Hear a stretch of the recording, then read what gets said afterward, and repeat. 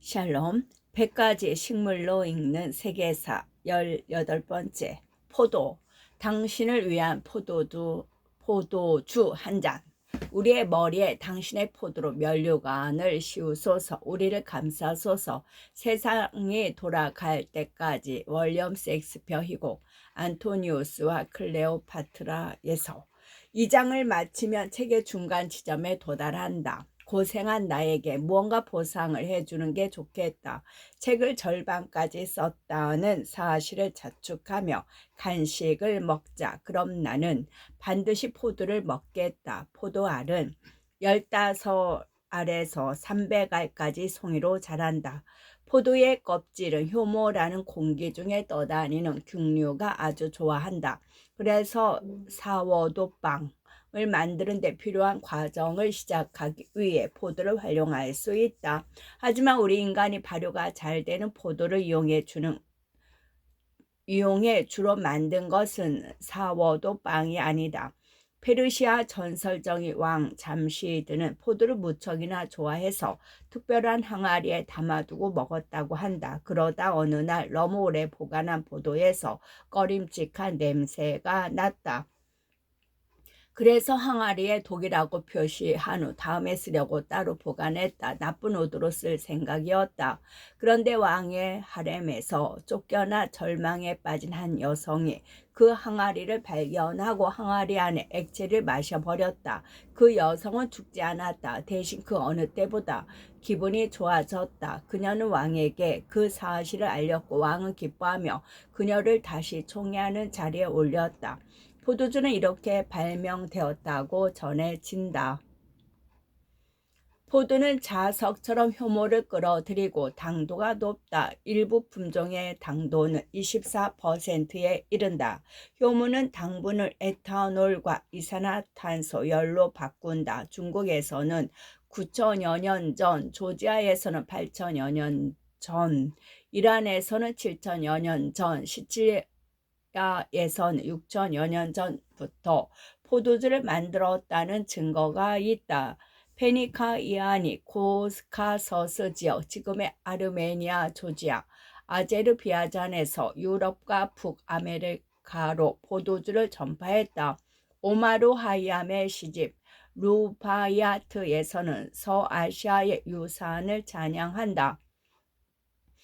점점 희미해지는 내 생명에 포도를 주고 생명이 닿으면 죽을 몸도 씻고 싱싱한 잎에 싸서 나를 눕혀주세요. 어딘가 인적이 드문 정원 옆에.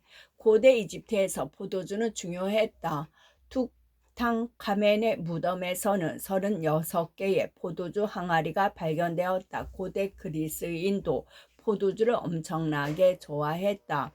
오디세이아에서 주인공은 종종 포도주가 줄렁이듯 거친 바다를 가로질러 이 술판에서 저 술판으로 옮겨 다니는 것처럼 보인다. 호메로스가 가장 좋아했던 문구 중 하나를 소개한다.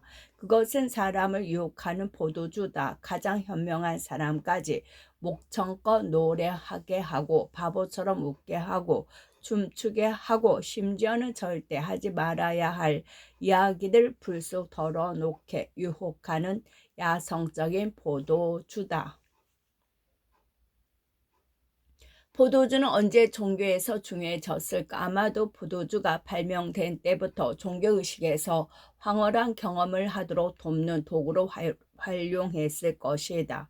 그리스인은 디오니소스를 포도주의 신으로 숭배했다. 디오니소스는 로마 신화에서 바쿠스로 이름이 바뀌었다. 로마인은 주도한 도시 근처에 포도밭을 만들었다. 나폴레옹이 군대 내 사기의 중요성을 말하기 훨씬 전부터 그러한 사실을 알았기 때문이다. 유대교에서는 안식일에 포도주, 금욕적인 가정에서는 발효되지 않은 포도주스를 마시며 축복하는 케디시라는 관습이 오래전부터 내려오고 있다. 여기에서 유대인에 대한 중상 모략이 비롯되었다. 중세 기독교인은 유대인이 상습적으로 기독교인 아이들을 죽여서 아이들의 피를 종교의식에 사용한다고 생각했다. 포도주는 2000여 년 동안 성당에서 매일 미사 때 진행하는 가톨릭 성체 성사의 핵심이었다. 성체 성사의 기원은 그리스도가 제자들에게 이것은 내 피다라고 이야기하며 포도주를 준 최후의 만찬으로 거슬러 올라간다. 그래서 가톨릭 정복자와 선교사는 가는 곳마다 포도밭을 만들었다. 성체 성사에 참여하지 않으면 가톨릭 신자로 생활하지 않는다고 여겼기 때문이다. 그렇게 포도주가 자리 잡자 세속적으로도 즐기게 되었다. 포도주는 쉽게 만들 수 있다. 그러나 좋은 포도주를 만들기는 쉽지 않다. 무엇이든 자연스럽게 술로 바꿀 수 있다는 것은 아주 기분 좋은 일이지만 마실 수 있는 포도주를 대량으로 생산하려면 조금 더 정교한 기술이 필요하다. 그러나 기본은 정말 간단하다. 적포도주를 만들려면 색이 짙은 포도를 따서 으깬다. 그 다음 발효하도록 놓아둔다. 5에서 7일 정도 적당한 시간이 지나면 포도를 압축해 과일과 씨 껍질을 제거한다. 걸러낸 즙은 오크통이나 스테인리스 스틸 탱크에서 숙성시킨다. 그 다음 보통 원하는 맛을 얻을 때까지 다른 포도주와 섞는다. 그러고는 병에 담아 팔고 마신다. 포도주는 병에 넣는 과정에서는 보통 투명도를 높이기 위해 정화 작업을 한다. 이때 젤라틴, 달걀, 흰자, 우에서 축출한 카제인 등 동물성 식품을 사용하기 때문에 엄격한 채식주의자에게는 어울리지 않는 포도주도 많다. 요즘은 뚜껑이 달린 병에 담아 판매하는 포도주도 많지만 좀 더 고급인 포도주는 여전히 코르크 마개가 있는 병에 담아 판매한다. 코르크와 공기에 접촉하면 포도주의 질이 좋아지기 때문이다. 고급 포도주는 맛이 가장 좋을 때 마시기 위해 몇 년 동안 묵혀둔다. 백포도주도 흑포도주로 만들 수 있다. 포도 껍질을 제거하는 과정인 압착을 언제 하느냐에 달린 문제다. 껍질은 적포도주의 풍미와 타닌을 더하지만 백포도주를 만들 때는 초기 단계가 지나면 껍질이 필요 없다. 백포도주를 만들려면 발효 전에 압축해서 껍질을 제거해야 한다. 로제 와인을 만들려면 대부분의 백포도주처럼 서늘한 온도에서 발효시키는데 압축 전에 짧은 시간 동안만 발효시킨다. 프랑스는 1인당 세계 포도주 소비량 1위를 계속 차지하고 있다. 이탈리아에서는 그저 포도 재배 면적이 넓다. 프랑스 사람들은 동물성 지방을 많이 먹지만 비교적 심장병 발병률이 낮다는 이른바 프랑스 역설이 있다. 보통 건강에 유익한 포도주의 특성 때문이라고 설명하지만 프랑스인이 건강 통계를 수집하고 분석하는 방식 때문이기도 하다. 포도에는 여러 종이 있다. 비티소 속의 몇몇 종은 북아메리카가 원산지이다. 그 단순한 사실 때문에 19세기의 유럽의 포도주 산업이 황폐해졌다. 포도나무의 뿌리를 갉아먹는 진딧물의 일종인 필록셀라가 아메리카 포도나무를 수입하는 과정에서 우연히 유럽에 들어왔기 때문이다. 이 진딧물은 종이 달라서 자연 방어력이 없는 유럽의 포도나무에 널리 퍼졌다. 아메리카의 포도나무 종들은 끈적끈적한 수액을 만들어내 진딧물의 이 부분을 막는다. 감염된 포도나무 때문에 굶어 죽은 사람은 없었지만 많은 산업이 무너졌다. 유럽의 포도밭은 아메리카의 포도나무 종들과 접목해 잡종을 만들면서 살아남았다. 그대로 먹으려면 포도를 재배하기도 한다. 요즘은 씨가 없는 포도가 많지만 상상할 수 없을 만큼 부자연스러운 일이다. 씨 없는 포도는 무성생식으로만 번식한다. 전 세계 포도 생산량의 71%는 포도주를 만들고 27%는 신선한 상태로 먹고 나머지는 건포도로 먹는다. 포도주는 온갖 속물 근성, 헛소리와 관련되기 쉬운데 필연적으로 다른 어느 곳보다 영국에서 더하다. 영국에서는 예로부터 상류층은 포도주를 마시고 하류층은 맥주를 마신다. 하지만 지금은 모든 슈퍼마켓에서 계층과 상관없이 술을 고르는 모습을 볼 수 있다. 비교적 최근에 달라진 광경이다. 어린 시절 방학 때 코널에 가면 가장 가까운 마을에서 포도주를 팔던 유일한 가게가 약국이었다. 30년 전만 해도 펍에서 포도주를 주문하면 약간 특이하게 보았다. 지금은 포도주를 주문하며 보통 어떤 품종의 포도를 좋아하는지 구체적으로 물어본다. 에벌린 워의 소설 다시 찾은 브라이즈 헤드에서 찰스와 서베스턴이 가족 포도주 저장고를 뒤지며 나눈 대화를 음미해보자. 가젤처럼 수줍고 작은 와인이야. 요정 레프러콘 같지. 테피스트리트 같은 초원에서 어른거리지. 잔잔한 물가의 푸르토 같다. 그리고 이거 나이 많고 현명한 와인이야. 동굴 속 선지자지. 이 책의 절반에 이르러 삼페인으로 관심을 바꿔보자. 흥미롭게도 쌍파뉴 지역에서는 한때 포도주에 거품이 생기는 것을 수치로 여겼다. 심지어 거품을 없애려고 할 수 있는 모든 노력을 다했다. 이곳은 프랑스에서 포도를 재배할 수 있는 지역 중 가장 북쪽이다. 이곳에서는 날씨가 추워지면 효모가 활동을 멈추면서 발효가 중단되는데 날씨가 다시 따뜻해지면 효모가 활동을 재개하면서 병 안에서 발효가 일어난다. 그러면 이산화탄소가 많이 발생하고 그 압력으로 병이 깨지거나 부글부글 거품이 나는 포도주가 된다. 돔 페리뇽은 거품을 제거하기 위해 최선을 다했다. 그런데 오히려 거품이 나는 포도주를 좋아하는 사람들도 있었다. 영국인은 샴페인을 좋아하게 되었다. 해협이 항구에서 가장 가까운 프랑스 포도주가 샴페인이었기 때문이다.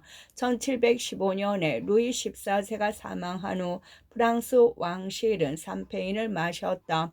한동안 그저 우연히 탄산가스가 남는 데 기댔다. 그러나 19세기에는 제조 과정을 더 잘 통제하고 포도주를 담은 더 튼튼한 병을 만들었다.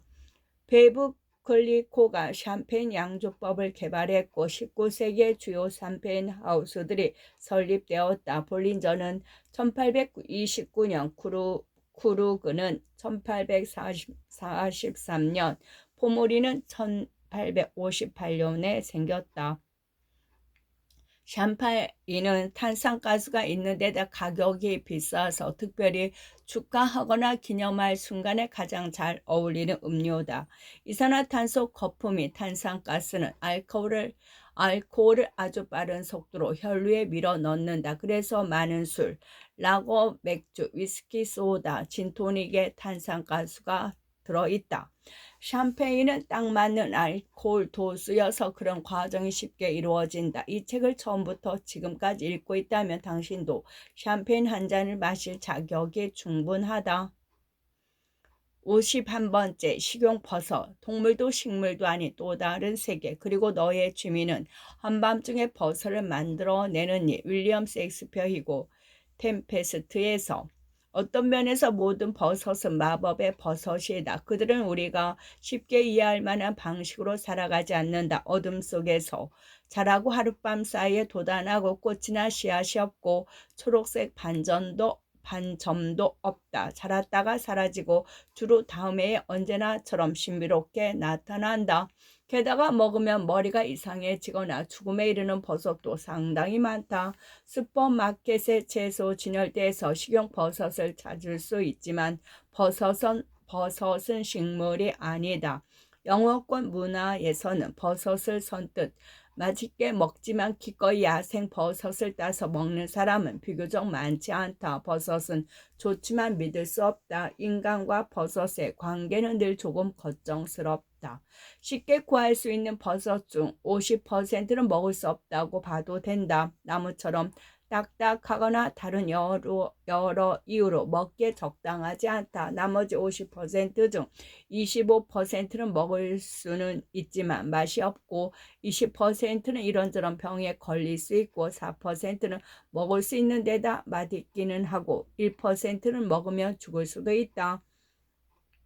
식물도 먹을 수 없고 먹으면 병에 걸리거나 죽는 것이 상당히 많다. 그러나 식물은 균류처럼 전체를 의심하지는 않는다. 우리는 균류를 먹기 전부터 마음이 혼란스러워진다. 균류가 식물처럼 살아가기를 기대하지만 그렇지 않기 때문이다. 그들은 식물이 아니다. 앞에서 살펴보았던 균류는 동물이나 식물과 마찬가지로 독립된 개를 이루며 그들과는 완전히 다른 독립된 세계를 가지고 있다. 균류는 태양에서 직접 에너지를 얻지 않는다. 우리 동물처럼 먹이를 먹으면서 간접적으로 에너지를 얻는다. 그래서 균류는 나무 혹은 더 충격적으로는 동물의 기생에서 자란다. 우리는 이분법적으로 세계를 좋아한다. 우리는 이분법적인 세계를 좋아한다. 본능적으로 자연스럽게 생물은 식물과 동물로 나눈다. 균류라는 세 번째 집단은 우리의 질서 의식을 흐트러뜨린다. 균류는 이쪽도 아니고 저쪽도 아니다. 균류는 전적으로 그리고 상당히 당황스럽게도 어디에도 속하지 않는 균류 그 자체다. 하지만 균류는 인류가 쉽게 구할 수 있는 영양 공급원이기도 하다. 인류는 수천 년에 걸쳐 버섯을 따서 먹었다. 수렵 채집을 하던 우리 조상들도 분명 버섯을 먹었을 것이다. 칠레의 한 유적지에는 1만 3천여 년 전에 버섯을 먹은 흔적이 남아있다. 중국은 수천 년 전부터 버섯을 먹어왔다. 그들은 주로 버섯에 치료 효과가 있다는 믿음 때문에 많이 먹었다. 고대 그리스와 로마에서 버섯은 상류층 음식이었다. 음식을 미리 맛보는 하인, 그리 매력적인 직업은 아니다. 하인을 둘 수 있다면 버섯을 먹어서 생길 수 있는 위험을 최소화할 수 있기 때문이었다. 버섯을 조심하는 태도는 상식에 기대는데 그 상식이 지역에 따라 크게 다르다. 여러 문화권에서 가을이면 가족 행사 삼아 버섯 따기 소풍을 한다. 나는 런던 지하철 노선 끝자락에 있는 트렌드 파크의 한 카페를 자주 방문하고는 했다. 이탈리아 가족이 운영하는 카페였다. 가을이면 그들은 불쌍한 영국인은 너무 무서워 만지지도 못하는 버섯을 따서 풍기버섯 파스타를 내놓았다. 버섯 따기는 큰 잔치를 벌이는 과정이다. 또한 대부분의 버섯은 말려서 먹을 수 있기 때문에 겨울에 맛있게 먹을 음식을 저장해둘 기회이기도 하다. 버섯을 얇게 썰어 실에 매달아 말리는 것이 전통적인 건조 방법이다. 버섯의 90% 이상은 수분으로 이루어져 있다. 그래서 말리면 풍미가 강해진다.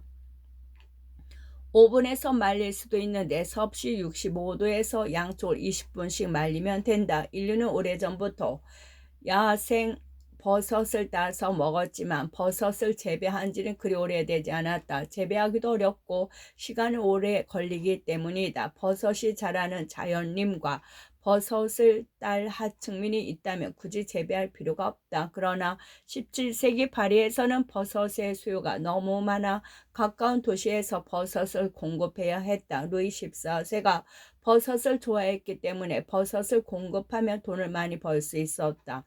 채석장 노동자들은 꺼낸 돌을 실어 나르는 마래똥에서 식용버섯, 우리가 양송이 버섯, 단추버섯, 포토벨로 버섯 혹은 파리지행 버섯이라고 부르는 버섯이 저절로 자란다는 사실을 알아차렸다.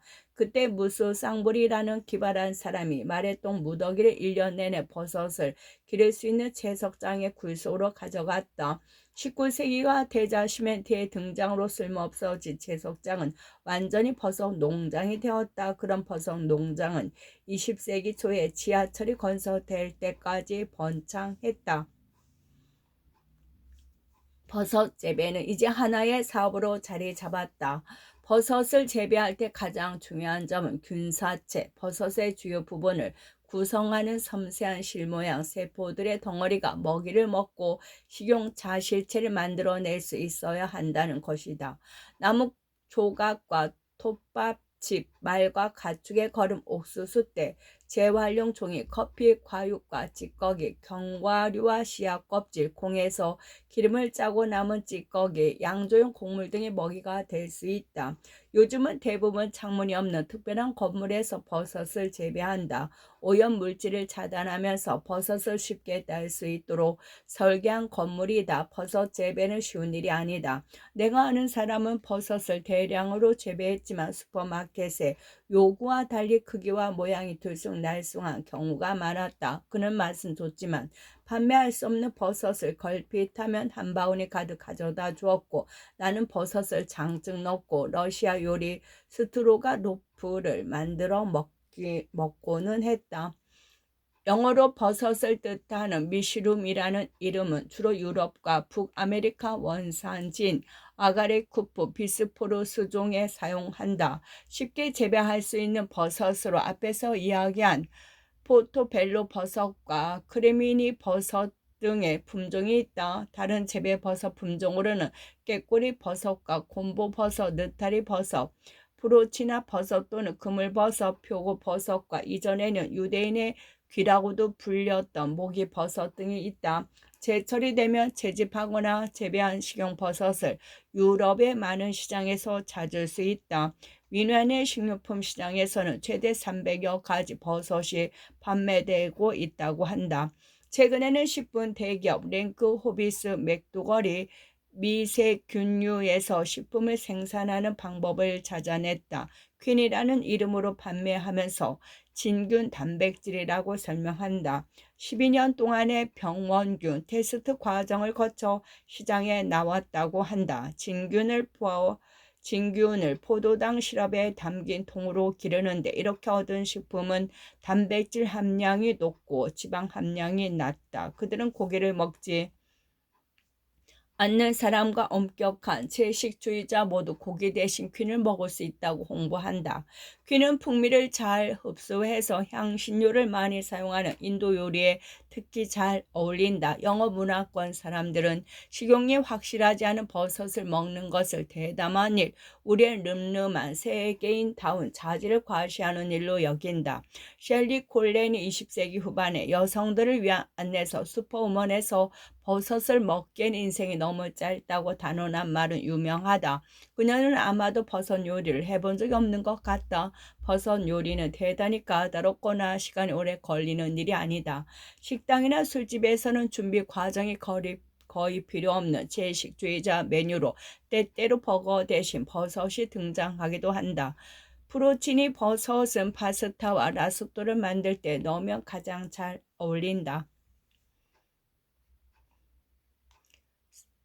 쉬운 두 번째, 호장큰. 인간의 통제를 벗어난 침입종. 외국인이 당신 집에 들어와 자리 잡고 당신 냉장고를 마음대로 사용하길 원하세요.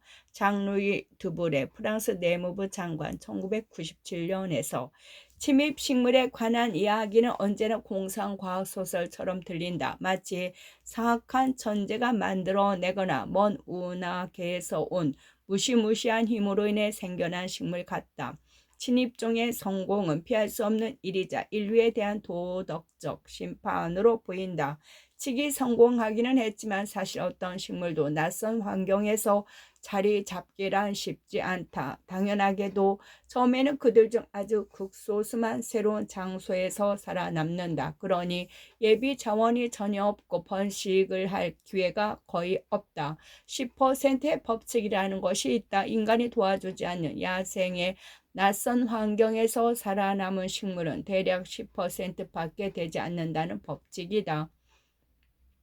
그 중에서도 10%만이 자생 가능한 종으로 자리 잡는다. 이 과정은 식물의 번식 전략에 관한 철저한 시험이라고 볼 수 있다. 처음에는 외래 식물에 유리한 면이 몇 가지 있다. 먼저 외래 식물에는 천적이 없다. 그 식물을 이용하도록 진화해온 동물이나 곰팡이, 기생충이 없다. 식물의 확산을 억제할 수 있는 토착 질병도 없다. 새로운 생태계 환경에서는 외래 식물에게 피해를 입힐 여지가 전혀 없다. 하지만 그것이 모순이 될 수 있다.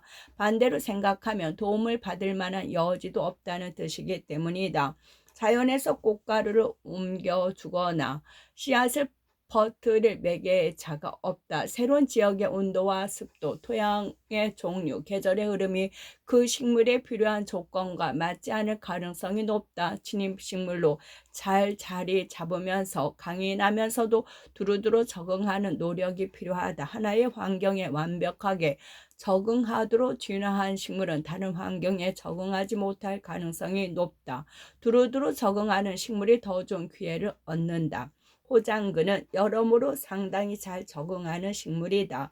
그 때문에 유럽과 북아메리카에서는 심각한 문제를 일으켰다. 호장근은 많은 지미식물 가운데 하나다.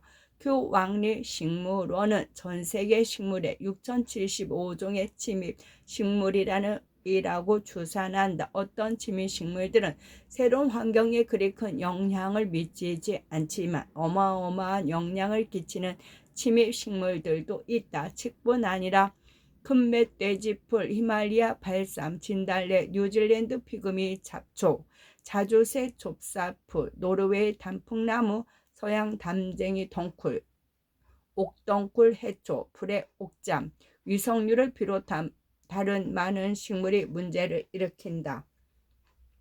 하와이에서는 지미식물이 미코니아를 막으려고 헬리콥터에서 페인트볼 총으로 제초제를 가득 채운 총알을 쏜다. 중앙아메리카 서식지에서 벗어나 여러 열대 지역에서 발견되는 침입 덤브링, 코스터의 저주도 있다. 일본 바디풀이라는 또 다른 이름으로 호장근은 일본과 한반도 중국 북동부에서도 자란다. 이곳에서는 호장근을 공격하는 30종의 곤충과 6종의 곰팡이가 있다. 일본의 서양 의학을 소개한 독일 의사이자 식물학자 필립 프란츠 폰 지 볼트는 호장근에 깊이 감탄했다. 그는 호장근이 인류에게 큰 도움이 된다고 생각했고 1830년에 수집한 수많은 동식물과 함께 호장근을 가지고 유럽에 돌아갔다. 그는 식물원에 세워진 네덜란드 레이던에 정착했다. 그는 유럽 전역에 호장근을 퍼뜨렸다. 빠르게 자라는 관상용 식물로 호장근을 여러 사람에게 판매했고 큐 왕립식물원과 에드버러 왕립식물원에도 표본을 보냈다. 1854년에는 런던 근처 킹스턴의 한 종묘장에서 호장근이 판매되었다. 1886년에는 영국에서 귀화 식물, 원래 살던 곳에서 다른 지역으로 옮겨 들어와 도착한 식물이 되었다. 호장근은 대나무와 조금 비슷해 보이지만 추운 곳에서 대나무보다 훨씬 쉽게 기를 수 있다. 어디든 아시아가 아닌 곳에 정원에서 기분 좋게 이국적인 느낌을 낸다. 천적들을 없애면 더욱 잘 자란다. 온한 기후에서는 강가와 길가, 공터에 순조롭게 정착한다. 빽빽하게 우거진 군락을 이루고 빠른 속도로 경쟁식물을 몰아낸다. 호장근은 온갖 조건의 토양에서 잘 자란다. 토양의 산도나 염도에 별로 영향을 받지 않기 때문이다. 호장근은 두꺼운 뿌리 줄기 조직에서 돋아난다. 그런데 바로 그 점 때문에 문제를 일으킨다. 이 식물은 자연 생태계를 위태롭게 할 뿐만 아니라 인간이 만든 구조물도 파괴한다. 호장근은 충충나무, 라일락, 히말라야 발삼, 대나무 등과 비슷해 식별하기가 쉽지 않다. 그래서 예방하기가 아주 어렵다. 일단 뿌리 조직이 자리 잡으면 문제가 생긴다. 뿌리가 콘크리트 구조물과 건물, 철도, 도로, 홍수 방지 시설, 포장도로, 옹벽 등을 손상시키기 때문이다. 땅 위로 솟아난 호장근을 모두 없애는 식으로 대처할 수 있지만 호장근은 계속 돋아나고 완전히 죽이기까지는 몇 년이 걸린다. 뿌리까지 내려가는 제초제를 사용할 수 있지만 그보다는 뿌리째 캐내는 방법이 훨씬 빠르다. 부동산 개발 회사들은 보통 그 방법을 선택한다. 이때 두 가지 문제가 생긴다. 하나는 그 뿌리를 안전하게 처리해야 한다고 여러 나라에서 법으로 요구한다는 점이다. 두 번째는 뿌리를 없애는 일에 힘이 많이 들여도 실패하는 경우가 생긴다는 점이다. 빛이 통과하지 않은 전으로 덮어 햇빛을 차단하고 뿌리 조직을 죽이는 방법도 있다. 그러나 날카로운 줄기가 천을 꿰뚫어서 빛이 들어오면 호장근에게 다시 기회가 생긴다. 아예 콘크리트로 덮을 수도 있지만 잘못되면 더 큰일이다. 땅 밑에 뿌리가 결함이 있는 부분을 찾아내 그쪽으로 자라면 콘크리트에 금이 가고 갈라질 수 있기 때문이다. 뿌리 줄기는 20년 동안 살아남을 수 있고 살아남은 부분이 조금만 있어도 되살아날 수 있다. 부분적으로 없애기란 불가능하다.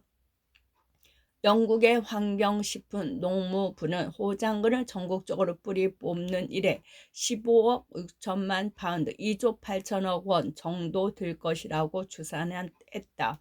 2012년 런던 올림픽을 앞두고 사이클 경기장과 수영 경기장을 지을 때 호장근을 제거하느라 7천만 파운드, 대략 1250억 원을 들였다. 사람들은 집 가까이 호장관이 있다는 이유로 부동산 담보 대출을 받지 못했다. 그런 집은 매매할 수 없는 처지가 되었다. 영국의 호장근 개체군은 하나의 암그루에서 무성생식이 되었다고 추정되지만 관련 종들과의 교배도 이루어졌다. 지금은 미국의 42개 주에서 호장근이 자란다. 밴쿠버에서는 이 식물이 4차선 고속도로를 가로지르기도 했다. 이 식물의 천적에 대한 실험도 계속하고 있다. 잎반 전병을 일으키는 곰팡이나 식물의 진을 빨아먹는 반시류라는 곤충에 속하는 나무잎 등이 천적이 될 수 있을지 실험 중이다. 그런데 유럽연합이 처음으로 이런 연구를 재개했다. 우리는 이제 한 침입자를 물리치려고 다른 침입자를 불러들이는 무모한 노력으로 생기는 문제에 대해 잘 알고 있다. 마치 파리를 삼킨 할머니가 파리를 잡으려고 거미를 삼킨다는 동요 속 이야기처럼 말이다. 모든 진입종을 처리하기 위한 단 하나의 확실한 방법이 있다. 처음부터 침입종이 들어오지 못하게 막는 방법이다. 일단 들어온 침입종 가운데 10% 정도가 엄격한 2차례 시험을 거쳐 살아남으면 제거하기가 굉장히 어려워진다. 이 책 전체에 걸쳐 인간의 통제에 관한 문제에 여러 번 부딪힌다. 인간이 지구의 거의 모든 생명체에 영향을 미쳤다는 사실은 논란의 여지가 없다. 그러나 영향을 미치는 일과 통제하는 일은 엄연히 다르다. 쉬운 세 번째, 대나무.